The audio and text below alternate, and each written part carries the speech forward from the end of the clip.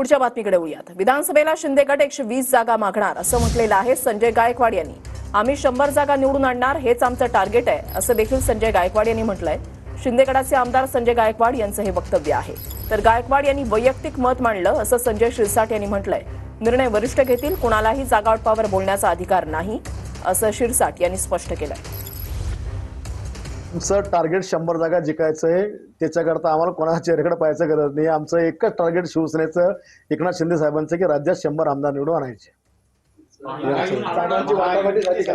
शिवसेनेचे 100 आमदार। जागांची वाटाघाटी झाली। आम्ही 120 जागा मागणार आहोत। संजय गायकवाडने हे स्वतःचं वैयक्तिक मत मांडलेलं आहे।